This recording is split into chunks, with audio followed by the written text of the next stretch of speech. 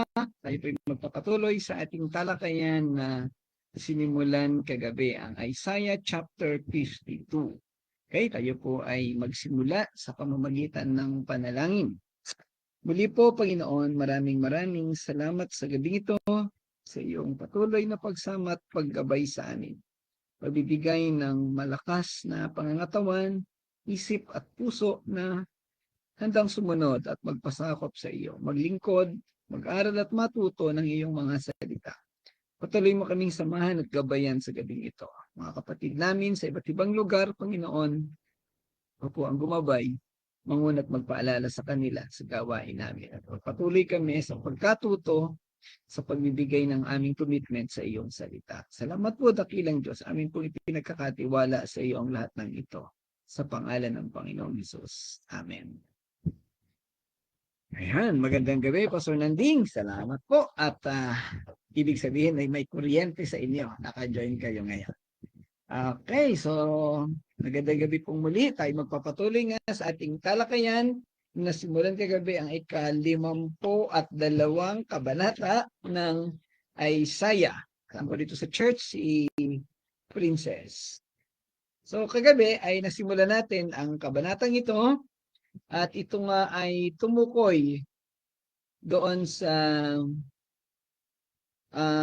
lingkod ng Panginoon. Basically, itong kabanatang ito ay isa doon sa tinutukoy na 5 kabanata ng Isaiah na tumutukoy sa lingkod ng Panginoon. At yung lingkod ng Panginoon na yon ay ilinarawan bilang isang nagdurusang lingkod o nahihirapan sa kaniyang gawain. Subalit sa kabila ng pagdurusang ito, ang lingkod na ito ay nagpapatuloy sa pagsunod sa gawain na itinakda sa kanya ng Panginoon. Siyempre, alam nating lahat na ito ay tumutukoy sa Panginoong Hesus na direktang gumawa ng kanyang ministeryo dito sa lupa. Nagpakumbaba at nagpakasakit sa kabila ng mga kahirapan na kanyang naranasan. Pwede rin natin ilarawan ang nagdurusang lingkod sa mga lingkod ng Panginoon na kagaya ng mga pastor sa kasalukuyang panahon o mga apostol sa panahon ng Bagong Tipan na kung saan nakaranas din ng kaparehong kahirapan, mga bagay na hindi madaling pagdaanan o lampasan. Subalit nangyari, naganap, at sa kasalukuyang panahon nangyayari sa buhay ng mga lingkod ng Panginoon, ng mga pastor at mga tagapanguna ng simbahan dahilan sa kalakasan na ibinibigay ng banal na spirito. Kagabi nasimulan natin ang talatang 1. Medyo nabitin tayo kagabi dahil mahaba yung introduction. Kaya tutuloy natin ngayon ang talatang 2. At kung may oras tayo mamaya, tutuloy natin sa talatang 3 at 4. Doon sa verse 1, ang sabi doon, gumising ka Jerusalem, magpanibagong lakas ka, o banal na lungsod, muli mong isuot ang mamahalin mong kasuotan, sapagkat mula ngayon ay hindi na makakapasok diyan ang mga hindi kumikilala sa Diyos. Ang unang talatang ito ay nagpapahayag ng panawagan o ng utos o kaya ay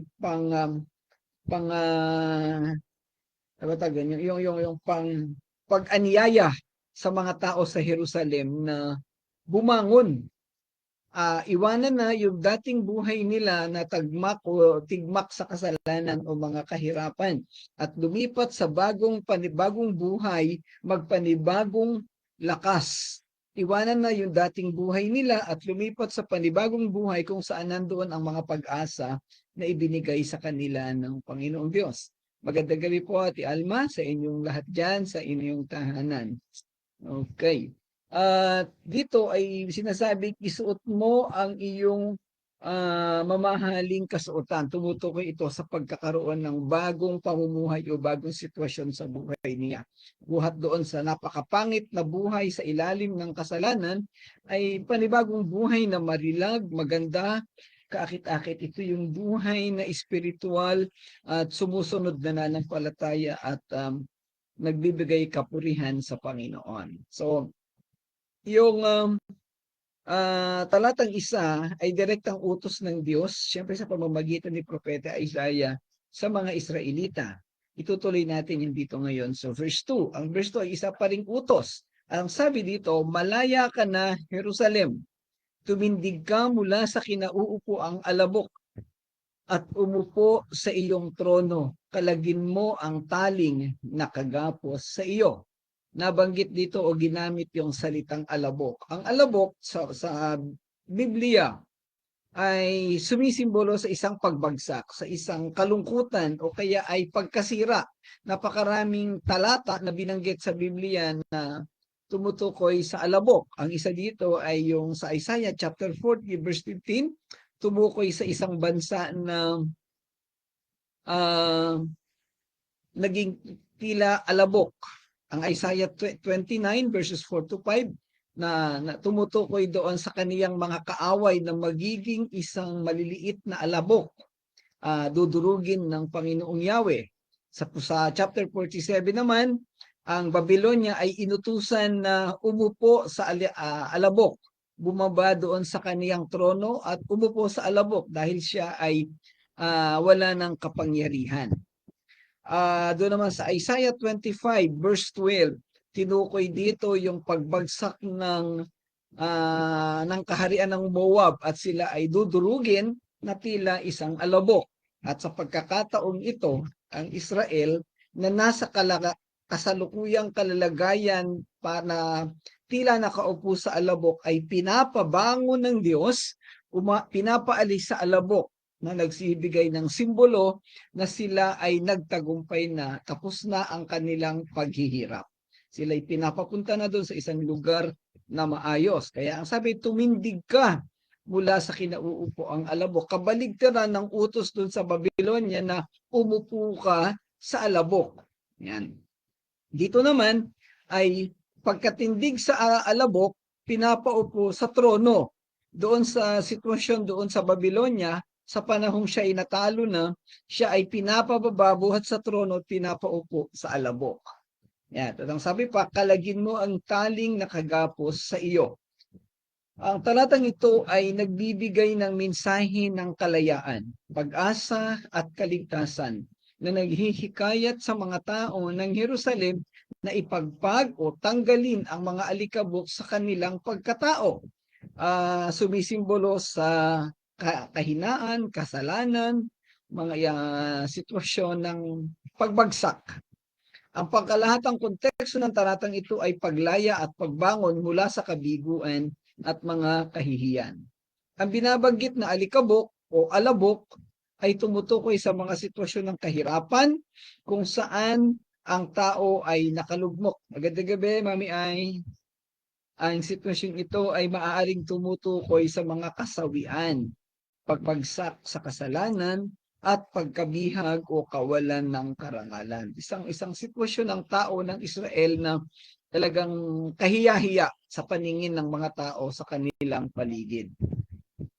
Tumutukoy ito sa kalalagayan ng mga Israelita sa panahon ng kanilang pagkabihag at pagkatapon sa Babylonia, kung saan nawala ang lahat ng kanilang karangalan bilang mga taong pinili ng Diyos. Nawala maging ang kalayaan at kaunlaran. Sa panahong ito, ang tanging meron sila ay buhay na isang alipi na kasadlak-sadlak at inilalarawan ng buhay sa alabok, buhay na pawang kahirapan at kaapihan. Binibigyan diin ng talatang ito ang isang panawagan na bumangon mula sa estado ng pagkatalo, kahihiyan o pagbaba ng kalidad. Ang alikabok ay kumakatawan sa kababaan at mapagpakumbabang kalalagayan ng pagkatao. At ang pagpapaligpit nito ay nagpapahiwatig ng pag-alis sa estadong ito. Ibig sabihin ay umahon na sila, bumangon na dahil tapos na ang paghihirap.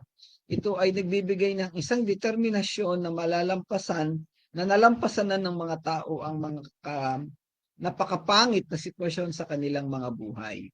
Sa espiritual na kahulugan, maaari itong bigyang kahulugan bilang isang panawagan sa pagsisisi upang tumalikod sa kasalanan patungo sa katuwiran. Yung alabok o alikabok ay tumutukoy sa mga pangit na sitwasyon sa buhay natin. At ang sabi dun sa unang bahagi ay ipagpag ang alikabok. Ibig sabihin ay tanggalin sa pagkatao ang mga lahat ng aspeto ng karumihan ng kapangitan. Siyempre, alam nating lahat ang mga bagay na ito ay tumutukoy sa kasalanan at mga pagsuway sa kautusan ng Diyos. Ang susunod na bahagi ng talata ay nagtuturo sa Jerusalem na bumangon at umupo sa trono. Maaari itong maunawaan bilang isang panawagan sa pagkilos at pamamahinga. Ito ay isang paanyaya na tumayo, kontrolin at aktibong makisali sa proseso ng pagpapanumbalik habang hinahanap din ang kapayapaan at seguridad sa presensya ng Diyos. Iwanan mo na, kalimutan mo na yung pangit na sitwasyon sa buhay mo at lumipat ka, tumalon ka doon sa panibagong sitwasyon o panibagong buhay, pagpapanibagong larawan sa iyong pagkatao. Ang utos na kalagan mo ang iyong sarili mula sa tali ng iyong liig sa King James o bihag na anak na babae ng sayon ay lalong nagbibigay din sa tema ng paglaya at pagpapanumbalik. Ang mga tao ng Jerusalem ay inihahambing sa isang bihag na nakagapos sa mga tanikala ng pang-aapi at pagkabihag. Ang imaheng ito ay nagpapaalala sa mga makasaysayang karanasan ng mga Israelita sa pagkabihag sa Ehipto at sa Babylonia. So ating maaalala na napakaraming sitwasyon sa bayang Israel na sila ay nahirapan, sila ay binihag, dinala sa ibang lugar at nakaranas ng iba't ibang sitwasyon ng kahirapan ng pang-aapi o pagkaalipin. Sa pagkakataong ito, lagi rin nating nakikita ang proteksyon at pagkilos ng Diyos sa kanilang mga buhay. At kagaya rin sa sitwasyon natin sa ating kasalukuyang panahon. Malimit na tayo nakakagawa ng mga kasalanan at mga kabigatan na nagdadala ng pangit na sitwasyon sa ating buhay. Pero sa dulo ng lahat ng ito, kung tayo lalapit sa Panginoong Diyos, ipagkakaloob ng Diyos sa atin ang tagumpay, yung pagkakaroon ng bagong buhay. Kaya nga yung naalala ko na naman yung salitang reformed ay hindi naman kinukonsider na denomination kundi ito'y tumutukoy sa pagbabago. Ang tema natin diyan is semper reformanda, binago at patuloy na binabago araw-araw ayon sa salita ng Panginoong Diyos. Secundum Verbum Dei. Ang talatang ito ay nagpapatunay na anumang sitwasyon ng kabigatan ng isang tao ay hindi matatapos sa ganoong pangit na sitwasyon. Darating ang panahon na babaguhin ito ng Diyos. Basta't na andoon yung ating pananampalataya at pagsunod sa Kanya. Posibleng yung pangit na nararanasan natin sa buhay natin ngayon ay sinadya ng Diyos o hinayaan ng Diyos upang tayo'y turuan, upang tayo ay dalhin sa sitwasyon na magdadala ng mabuti o napakaganda, mapayapa at matiwasay na kinabukasan sa atin. Na kung hindi natin ito mararanasan sa kasalukuyang panahon, ay pwedeng hindi natin din maranasan yung tagumpay sa dulo. O pwedeng maranasan natin pero hindi natin maunawaan na yun pala'y tagumpay na kasi hindi tayo nakaranas ng kahirapan at kabigatan. Yan. So napakaraming mga ilustrasyon na pwede nating banggitin sa mga sitwasyon na ito. Na matapos ang paghihirap o matapos ang mga proseso o sitwasyon ng kabigatan, ang dulo ay tagumpay at mga katiwasay at kapayapaan. Binubuo ang talatang ito ng utos at tema ng kalayaan at pagbangon buhat sa kahirapan, na kaugnay din ng binabanggit sa unang talata. Inuutusan ng mga Israelita na manumbalik sa dating kalalagayan ng tagumpay at kalayaan. Sa talatang ito ay binibigyang diin din ang mga Israelita na inutusang tumayo buhat sa pangit at aping sitwasyon at lumipat o umupo sa isang trono na simbolismo o nagpapakita ng kinang tagumpay at kalayaan. Tapos na ang kahirapan. Doon na tayo sa magagandang lugar.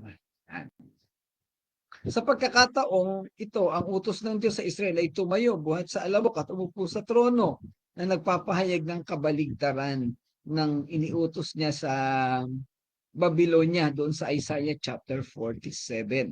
Nabanggit din natin kanina.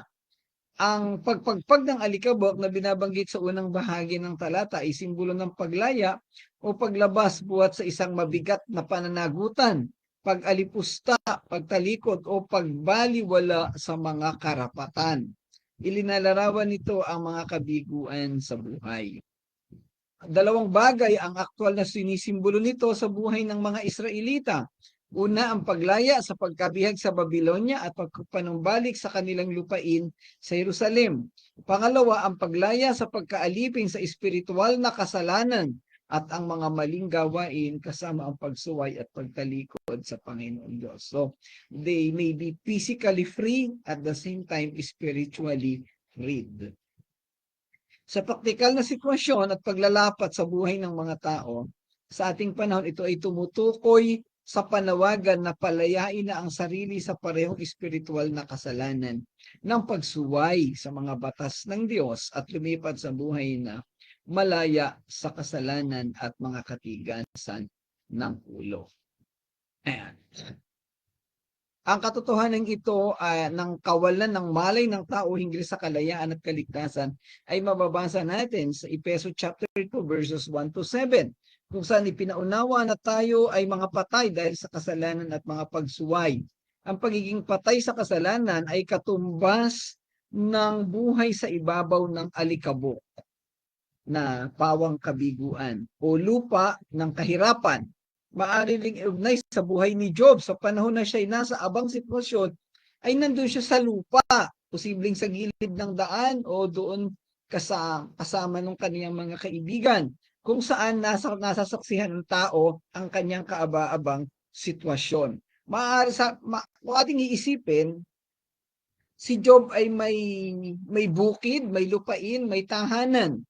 Kung nawala man ang kaniyang tahanan, nawala man ang kaniyang mga alaga o mga anak, meron naman siyang sariling lupain. Pwede naman doon siya tumambay o manatili habang siya mayroong sakit o yung kaniyang sakit sa balat. Pero sa sitwasyon ito, parang naandun siya sa gilid na nakikita ng tao ang kanyang kaaba-abang sitwasyon. Ito'y naglalarawan ng kahihinatnan ng buhay ng isang tao na mabubunyag ang pagiging makasalanan.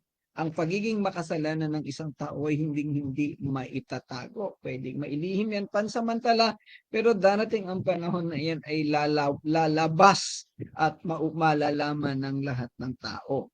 Malalaman ng mga tao ang kanyang naging kasamaan at kalagayang kahiyahiya. Ito'y tumutukoy sa hihiyan ng pagbagsak sa buhay. Ang lahat ng mga nagkasala sa Biblia ay dinala ng Panginoon sa sitwasyon ng kahihiyan at naandoon yung pagtatago pero nailalantad.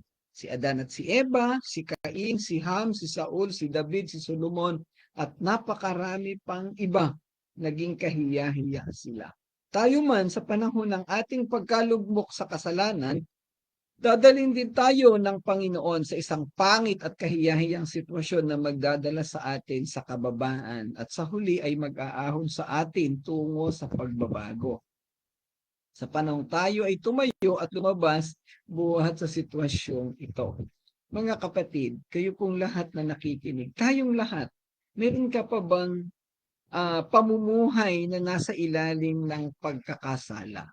May pamumuhay ka pa ba o may aspeto o sitwasyon ng buhay mo na napapailalim ka sa pagsuway at pagtalikod sa Diyos? Ito na yung panahon, ito yung panawagan para tumayo ka na, bumangon ka na sa sitwasyon na yan at lumipat na sa panibagong buhay ng katiwasayan. Hindi lang ito sa Israel pinapanawagan. The fact na ating pinag-aaralan ito, nababasa natin, nauunawaan, malapit sa katotohanan na ito ay para sa ating lahat. Tumugon tayo sa panawagan ng salita ng Panginoon. Ayan. Okay, punta tayo sa talatang kasunod, yung talatang 3. Ang talatang 3 at 4 ay tumutukoy sa kalayaan pa rin mula sa pagkabihag, kaugnay din ng tema sa talatang 1 at 2.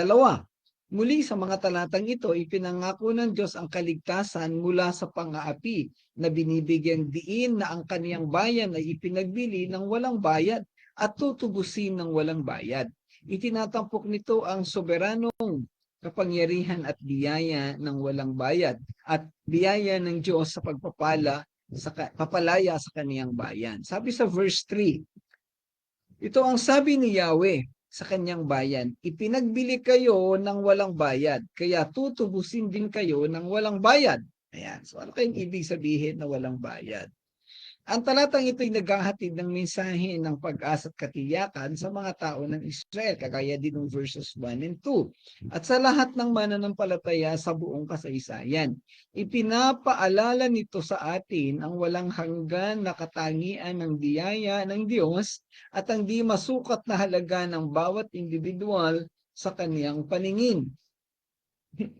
Hinahamon tayo nito na muling suriin ang ating mga prioridad at bumalik sa Diyos. Ano ba yung mga bagay na lagi nating ginagawa na tayo ay nahuhumaling?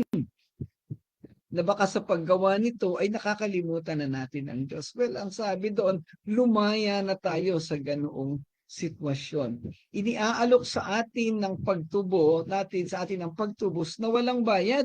In fact, tinubos na tayo ng Panginoong Hesus at wala naman tayong ibinigay na bayad sa pagtubos na ginawa sa atin.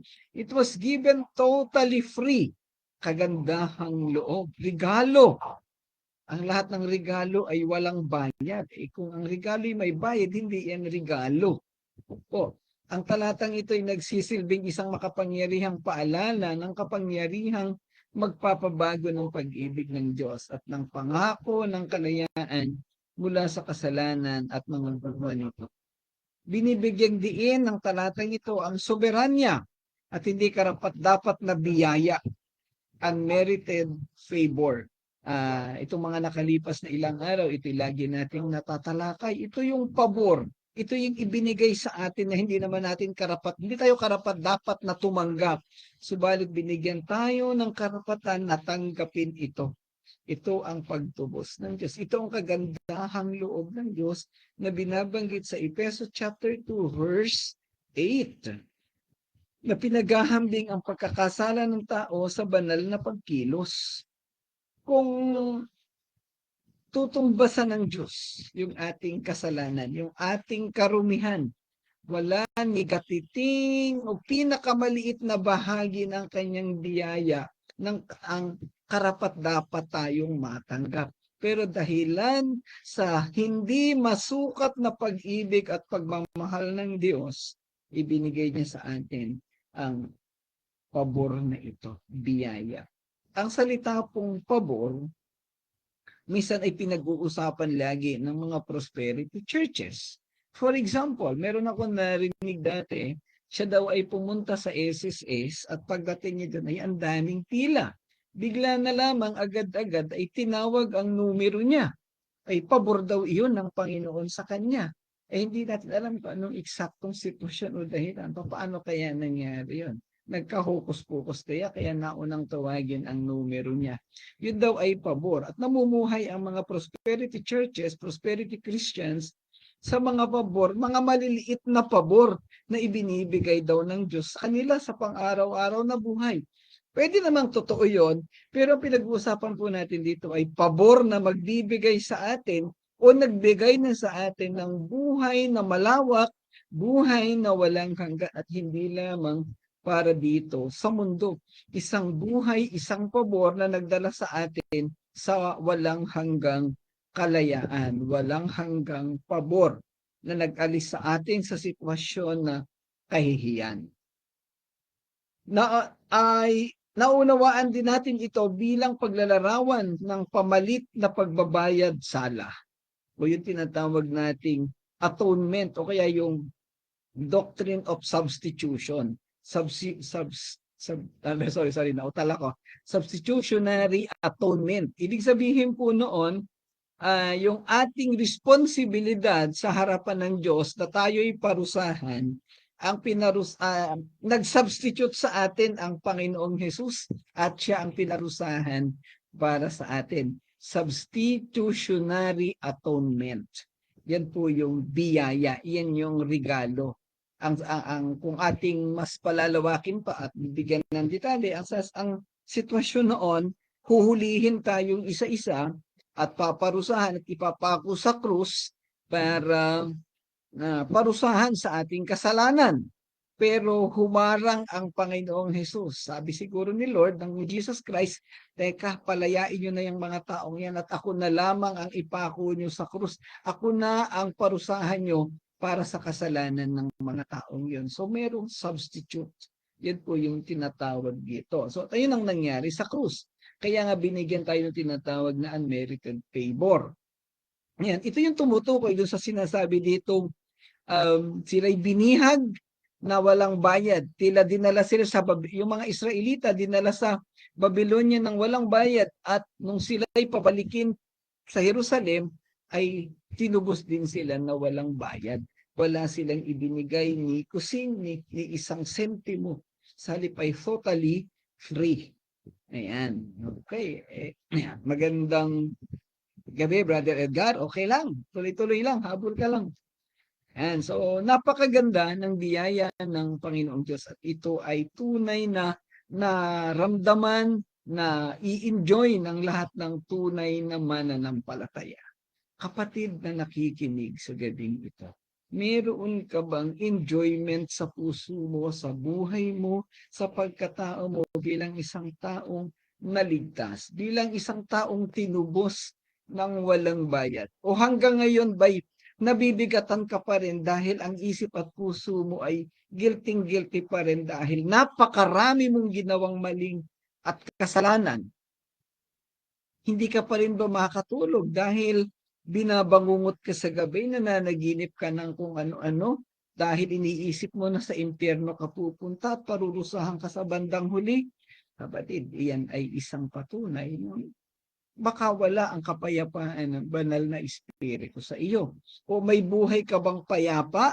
Wala ka man din sang makain, walang pera, may sakit, may problema, pero payapang nakakatulog dahil alam mo na ano man ang mangyari sa buhay mo, mayroong nag-iintay na tagumpay sa dulo dahil tinubos na tayo ng dugo ng Panginoong Hesus. Nasaan tayo, kapatid? Nasaan tayo, mga kasamang nag-aaral sa gabing ito? Kayo po yung makakasagot. Hindi ko eksaktong alam kung ano ang sitwasyon ninyo. Pero nawa, ang panalangin ko bilang pastor nyo ay nandun tayo sa sitwasyon na kakaranas ng kapayapaan. Marami mang sitwasyon, binagyo tayo nung nakalipas na ilang araw. Natural lang, bilang tao na mag-alala, magkaroon ng konting takot at pag-aalala. Pero sa kabila ng takot na to, naandun yung pag-asa. Tayo ay dumulog na nalangin sa Panginoon at matapos yon, Panginoon, bahala ka na. Ikaw ang nakakaalam ko anong karapat-dapat sa aming buhay. So, iyan po. Nawa ay meron tayong ganoong damdamin. At ito rin yung konsepto noong sinatawag nating tetelestai. No? Yung ating pagkakautang sa harapan ng Diyos sa pamamagitan ng kasalanan ay binayaran na ng dugo ng Panginoong Hesus. Kaya nga lagi nating sinasabi, you are no longer indebted, no? Wala ka ng utang. Yung pagkakautang mo ay binayaran na ng buo, paid in full. Tetelestai. Kaya nga ang sinabi ni Jesus Christ sa krus, it is finished. Kung dudugtungan mo pa yon, anak, tapos na ang bayarin sa iyong pagkakautang. Hindi ka na dapat na mag-alala sa gabi na bukas ay may maniningil sa iyo. Wala nang kakatok ng utang dahil binayaran na ni Jesus Christ. Ano mang mangyari sa iyo, mamatay ka man, o kuhanin ka kung ano man, malunod ka man sa baha, madala ng malakas na hangin ng bagyo, wala ka nang aalalahanin kasi yung luluwa mo ay siguradong aakyat sa kalangitan dahil binayaran na ni Kristo ang iyong dugo, ang iyong kasalanan. Sorry, paid in full. Ayan.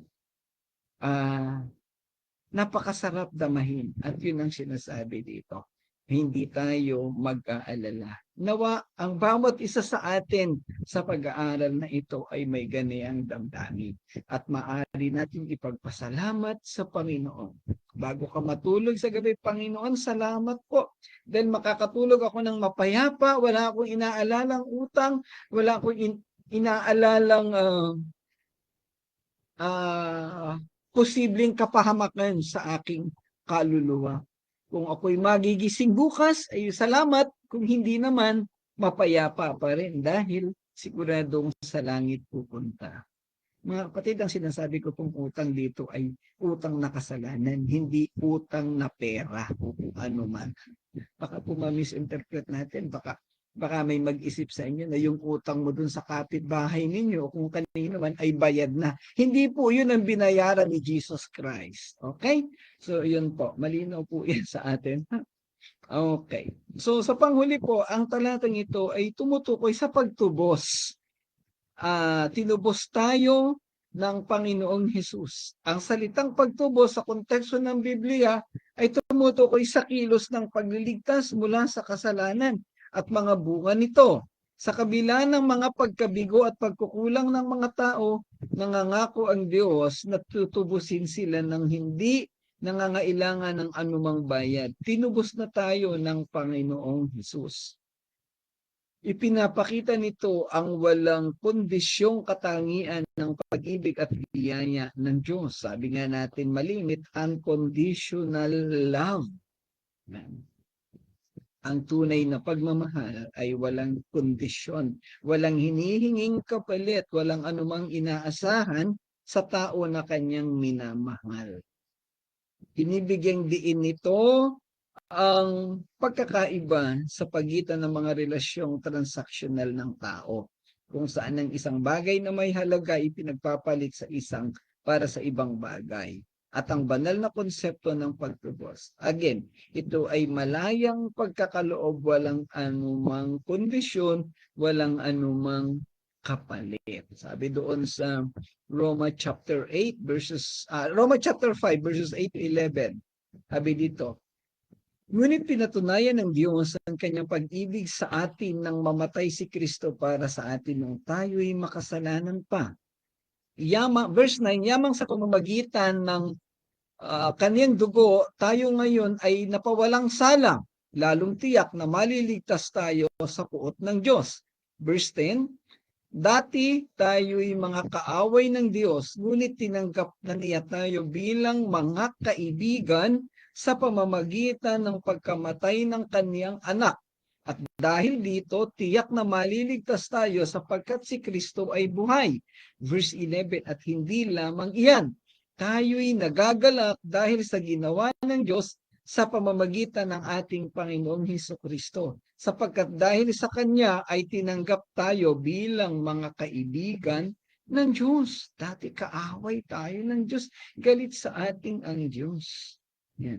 At sabi sa Roma chapter 3 verse 25, siya ang inialay ng Diyos bilang handog upang sa pamamagitan ng kanyang dugo ay mapatawad ang kasalanan ng lahat ng sumasampalataya sa Kanya. Ginawa ito ng Diyos upang patunayang siya'y matuwid sapagkat noong unang panahon ay nagtimpi siya at pinagtiisan ang mga kasalanang nagawa ng tao. Napakalakas ng kontrol ng pagtitimpi ng Diyos. And sa 1 John chapter 4 verse 10, ito ang pag-ibig, hindi sa inibig natin ng Diyos, kundi tayo ang inibig niya at isinugo niya ang kanyang anak upang maging handog para mapatawad ang ating mga kasalanan. Yung salitang propitiation, no? Sana natatandaan natin na pag-aralan natin doon sa huling bahagi ng Christology. Yan. And 1 John chapter 2 verse 2, pinahayag ang ganito. Yan, si Kristo ang handog sa ikapagpapatawad ng mga kasalanan, hindi lamang ang ating mga kasalanan, kundi maging ang kasalanan ng lahat ng tao. Okay, bago tayo matapos sa talatang ito. Ang sabi doon ay libre. Wala tayong ibinayad kahit ano. Pero sa totoo lang po, napakamahal ng bayad ng ating kaligtasan. Alam niyo yung bayad na yon kung alin? Ang buong buhay ng Panginoong Hesus. Ang iba sa atin ay may mga anak. Kaya mo bang ibenta yung anak mo para lamang matubos ang pagkakautang ng ibang tao? Palagay ko hindi. Ano yung halaga sa pera ng anak mo? Milyon, bilyon, trilyon? Hindi ko alam kung merong equivalent na halaga ang buhay ng anak mo o ng sino mang mahal mo sa buhay. Hindi kayang sukatin at ganoon kamahal ang bayad sa ating utang. Pero sa kabila ng kamahalan na yon, ng napakalaking halaga, pinatawad tayo at nilinis na wala tayong ibinigay kahit isang kusing o isang sente. Ang tanging naging kabayaran ay ang buhay ng Panginoon Hesus. Ating i-enjoy sa ating buhay, ating bigyan ng value, ng kahalagahan ang pagpapatawad, ang pagtubos ng Panginoong Diyos sa ating kasalanan. And finally, sa verse 4, ganito ang sabi ng Panginoong Yahweh, sa simula, ang mga hinirang ko'y nanirahan sa Ehipto bilang mga dayuhan. Pagkatapos, inalipin kayo ng mga taga-Assyria na hindi man lamang binayaran. So, iba namang aspeto ito. Ang talata namang ito ay nagbibigay din sa isang paalala ng mga nakaraang gawa ng pagtubos ng Diyos upang tiyakin sa mga Israelita ang kanilang hinaharap na kaligtasan mula sa pagkabihag sa Babylonia. Binibigyang diin ito ang soberanya at kapangyarihan ng Diyos na nagpapakita na siya ang siyang nagligtas sa kaniyang bayan mula sa pangapi at sa Ehipto at Assyria nang hindi nangangailangan ng bayad. So ganun din ang tema. Yung pagliligtas, pag-alis doon sa kapahamakan, pero walang bayad na ibinigay. Nagsisilbi itong labanan. Nagsisilbi itong labanan ang kanilang kawalan ng tiwala na nagpapakita na kaya niyang tubusin ang mga tao na nagkaroon ng pagkakautang sa kanya. Hindi sa pamamagitan ng pagbabayad ng pantubos sa mapang-api, kundi sa pamamagitan ng pagpaparusa sa mga mapang-api at pagkilos pamamagitan ng kanyang sariling kapangyarihan, ang Panginoong Hesus. Sa talatang ito, ang Diyos ay nagsasalita sa mga tao sa pamamagitan ni Propeta Isaias na nagpapaalala sa kanila ng kanilang kasaysayan at ng kanilang karanasan ng pang-aapi. Ang pagtukoy sa mga Israelita na bumaba sa Ehipto upang manirahan doon ay nagpapaalala sa panahon kung kailan ang mga Israelita ay inalipin sa Ehipto sa loob ng 400 taon. Ang panahong ito ng pang-aapi at pang-aalipi ng isang mahalagang karanasan para sa mga tao ng Israel at nagsilbi itong isang makapangyarihang simbolo ng kanilang pag-asa sa Diyos at sa pagliligtas ng Diyos. So, kung ating uunawain, bakit sinasabi ang mga bagay na to itong verse 4? Ang sitwasyon ng Israel ay nandoon sa napakabigat na sitwasyon. At naandoon sila sa napipintong pagpapalaya sa kanila. Mabigat ang sitwasyon nila, hindi nila alam kung anong kanilang damdamin, kung anong kahirapan ang laman ng kanilang puso't damdamin. Pero binibigyan sila ng pag-asa ni Propeta Isaiah. At sinasabi at pinapaunawa sa kanila na kung dati nailigtas ko ang inyong mga pinuno o ang inyong mga ninuno doon sa Ehipto, doon sa Assyria, ano ang hindi ko kayang gawin sa inyo ngayon na nabibihag sa Babylonia? Kung paano iniligtas ko sila dati, kayang-kaya ko rin kayong iligtas ngayon. Yun ang gustong ipahiwatig ng Panginoon. Ngayon, sa ating sitwasyon, sa kasalukuyang panahon, na andito tayo sa modern times, pwede rin sabihin, kung paano iniligtas ng Diyos ang mga Israelita sa Ehipto, sa Assyria at sa Babylonia at sa iba pang mga sumakop sa kanila nung panahon na yun, hindi kaya kaya rin gawin ng Diyos na iligtas tayo? Sabi nga kanina sa verse 3, ililigtas na tayo eh. So, ibig sabihin lang nito, wala na tayong dapat ipag-alala. Sabi lagi ni Pastor Claude, tapos na yung boxing. no? Dadamahin na lang natin yung trophy. Iintayin natin yung trophy na ibigay sa atin at dadamahin na lang natin yung ating tagumpay. This is the victory over our sinful life doon sa kapahamakan na naghihintay sa atin. Binayaran na ng buo ang kasalanan natin. Wala na tayong dapat isipin, wala na tayong dapat ikatakot. Ibinigay ng Diyos ang kanyang biyaya noong mga nakalipas na panahon sa napakaraming salinlahi, ibinigay niya sa panahon ng Panginoong Hesus ay binigay niya rin sa ating kapanahonan at sa mga susunod pang panahon. Kapatid, ano pang dapat mong isipin? Ano pang dapat mong alalahanin? Kayang-kayang gawin ng Diyos ang lahat. Dahil hindi ko na i-discuss yung buong tinatalakay dito, yung buong ihinanda ko dito. Mahaba pa to eh. Pero gusto ko itong tapusin sa isang simpleng pangungusap.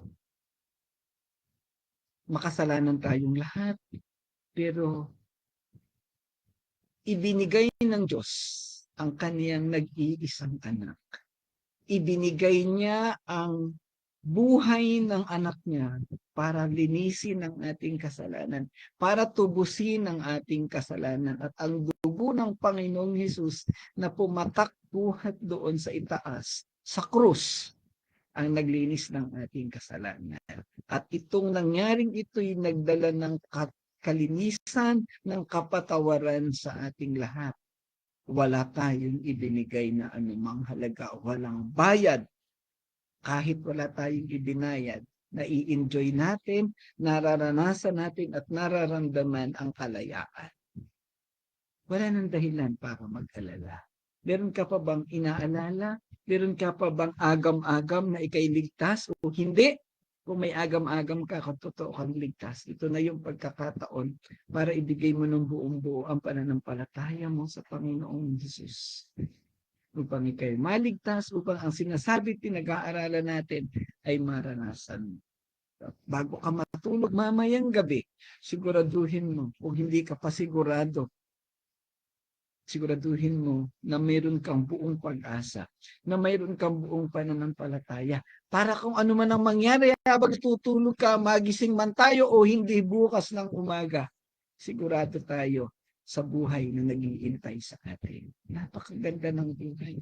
Mahirap man, marami mang problema, still napakaganda ng ihinandog na buhay sa atin ng Panginoong Diyos. Nawa ay maunawaan natin ang buong ito at maipamuhay natin at maranasan natin.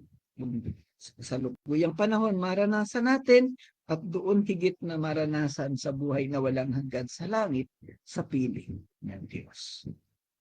Maraming salamat mga kapatid sa inyong pakikinig, sa inyong pagsama sa akin sa pag-aaral sa mga talatang ito. Nawa ay nagsilbing inspirasyon at motivation itong aralin sa gabing ito sa ating buhay na minsan ay hindi natin masigurado kung nasaan kalalagayan tayo. Enjoy natin yung buhay dahil ito ay ibinigay ng libre at tinubos ng Panginoon Jesus. Salamat mga kapatid. Hanggang lang po ang ating pag-aaral sa gabing ito. Tayo po ay magwakas sa panalangin. Muli po Panginoon Diyos, maraming salamat sa gabing ito, sa iyong patuloy na pagbibigay ng karunungan sa aming lahat, ng bukas na puso't isipan at ng pagkaunawa sa napakagandang biyaya, regalo at ginawa mo sa aming mga buhay. Salamat po, dakilang Diyos. Walang salita na maaari namin magamit, walang anuman damdamin na ma-express namin upang maibahayag ang pasasalamat at pagdakila sa iyo sa ginawa mong pagtubos sa amin. Ganun pa man, Panginoon. Patuloy kaming nagpapasalamat. Patuloy naming pinaparangalan ng iyong pangalan. Ikaw ang nag-iisang Diyos na tumubos sa amin. At ikaw ang nag-iisang Diyos na tutubos at magsasaayos ng buhay ng mga tao hindi pa nananampalataya sa iyo.